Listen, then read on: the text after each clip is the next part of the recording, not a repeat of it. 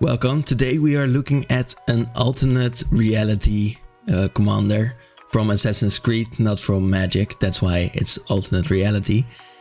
If you don't like this, well, I'm sorry, but Altair is really a really cool Marduk commander and really has everything that you need for being a great Marduk commander. He is cheap, he does stuff with combat, and he gives you massive amounts of value if you build him right. Also, I have been asked to make this by Emily 7822, who asked on my previous how to build a Marduk commander video whether I could build this. Building up from precon and then adding up to $150 to the deck. That is also why I have put Massacre Girl in the maybe board right now, because this deck is $150. But if you want to play it like this, where the precon is already in your possession and you are adding cards to that, then Massacre Girl will be a great addition. She's an assassin and she will give all of your other creatures with her, making them put -1 counters to onto creatures that they deal damage to, and then you draw a bunch of cards. So that would be a great addition, but you can only really fit in cards like this if, well, you already had some cards already laying around. I also added the land cost to this total, so I'm counting the mountains as well. Maybe you have those already, probably, but I am still adding those to the total. Let's look at it. Altair is a Marduk commander that costs exactly red, white, and black, so it's basically the cheapest it can be. And it's just a 3/3 with first strike, so it might be a little bit hard to attack with him, but you might need to strengthen him or make sure that your opponents are weak enough for you to attack them with Altair. But then when you do attack with Altair, you exile up to 1 target assassin creature from your graveyard, meaning that you do need some cards in your graveyard already, so that is something that you will need. And then you put a memory counter on the cards you exile, and then for each creature card you own in exile with a memory counter, so that you exiled with Altair, you create a tapped and attacking token that's a copy of that creature. You exile the creatures at the end of combat. That means that you can still deal damage with them, do stuff with them maybe even, and then you only have to exile them at the end of your combat. So after you dealt damage, there is still a little bit of a moment for you to do stuff with those creatures. That's important to remember. So one thing that you really need in this deck is a bulk amount of assassins. Of course, since you already had Olivia in there, I put her in there. It's a vampire assassin with flying and lifelink, so already pretty good. But also whenever one or more assassins you control deal damage to a player, you create a treasure token, so she can count as ramp. And that's a really cool thing about Architect, where you can put cards in multiple themes. So for example, Olivia will also be in the card advantage or the ramp theme, because she is making some treasures. Then also for 3 mana you can sacrifice 2 treasures to put 2+1 counters on every creature you control. That would mean that it is way easier to attack with Altair next time. There are a bunch more, of course we have a bunch from Assassin's Creed in here, some that deal some damage to your opponents, maybe drain them, maybe make your assassins stronger, maybe, and this happens often, destroy target creature in some way. And I have Thorn of the Black Rose here because she makes you the monarch, so every time she will enter alongside Altair you will become the monarch again, allowing you to draw at least an extra card right then and there at the end of your turn. Layla is really good because whenever one or more assassins deal damage, you return target historic card from your graveyard to your hand. And as we will be filling our graveyard with a bunch of historic cards, this will be important, because then of course you can well, refill your hand in that way. I think notable still is the Murderous Redcap. We will talk about him a bit later because he is in many Marduk combos. Queen Marchesa I kept from the precon. that also makes you a monarch whenever she attacks, but also at the beginning of your upkeep will give you an extra assassin. And of course there are ways to make your assassin stronger in this deck. You should have those. Desmond is, I think, really cool because when he deals combat damage to a player, you Serval X, meaning you can put a bunch more cards in your graveyard. I really love that in this deck.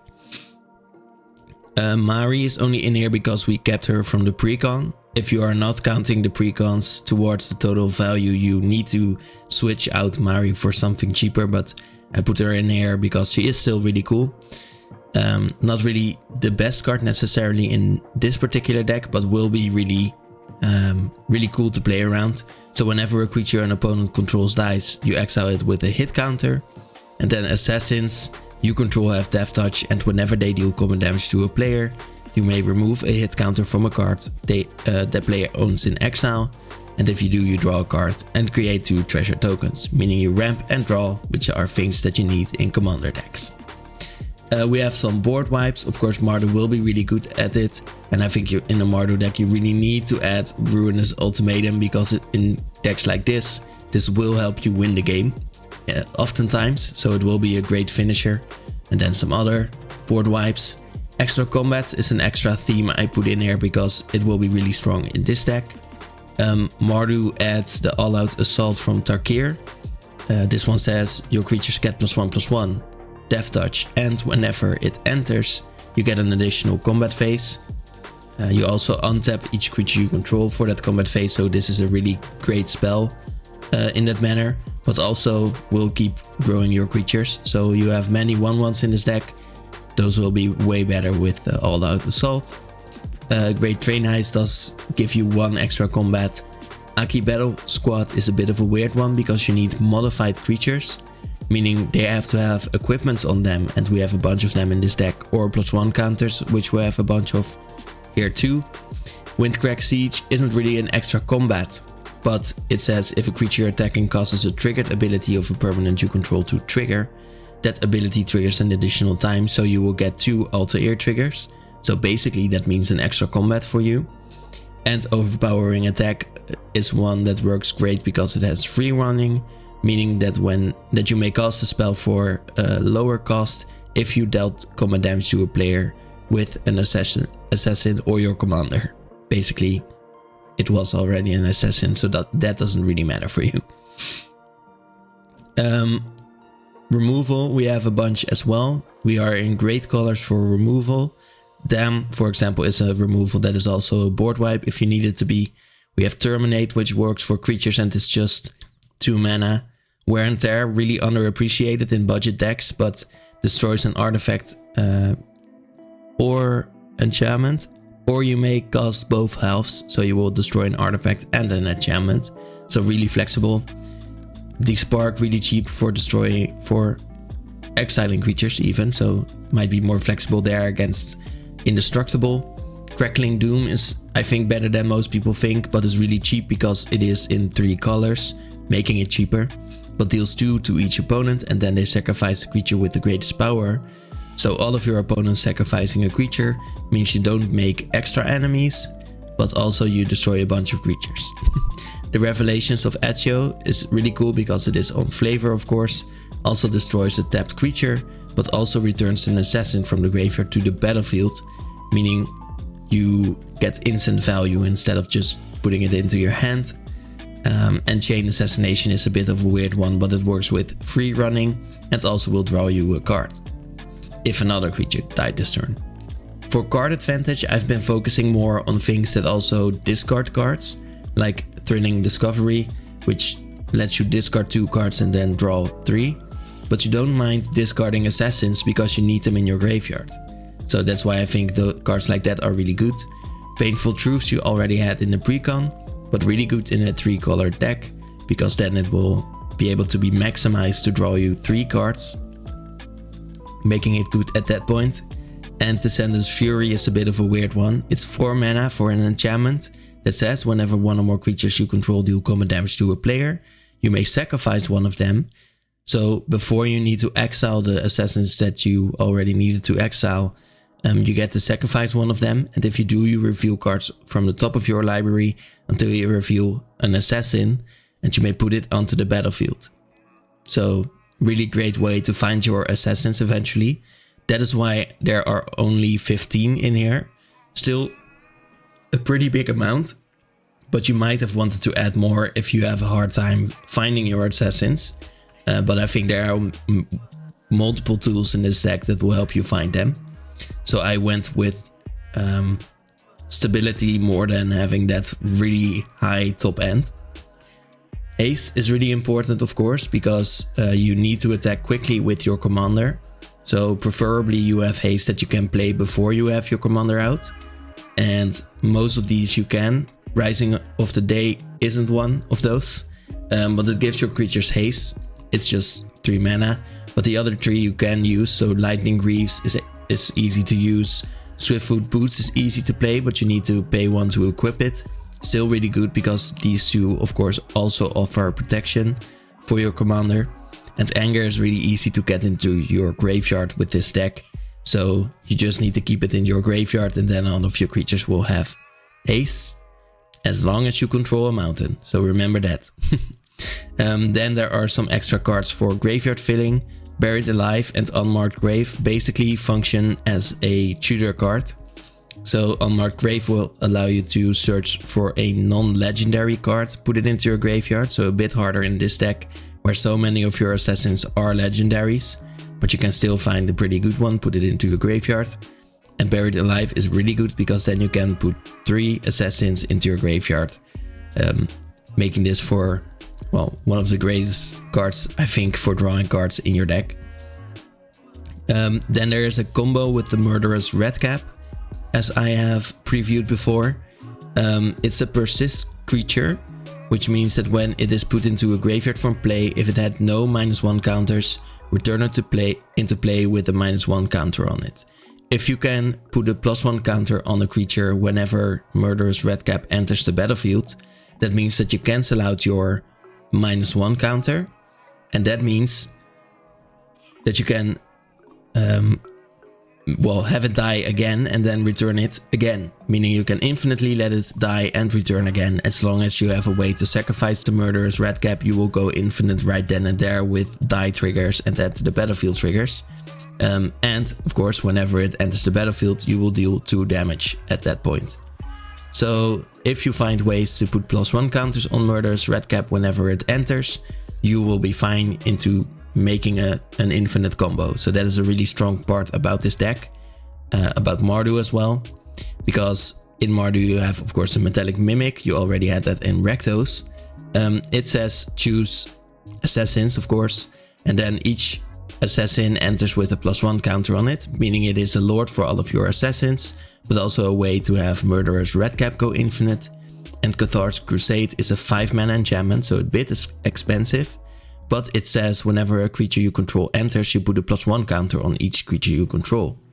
So one thing you do with this is of course put a +1 counter on the Redcap, but also when your commander attacks, a bunch of creatures will be entering the battlefield.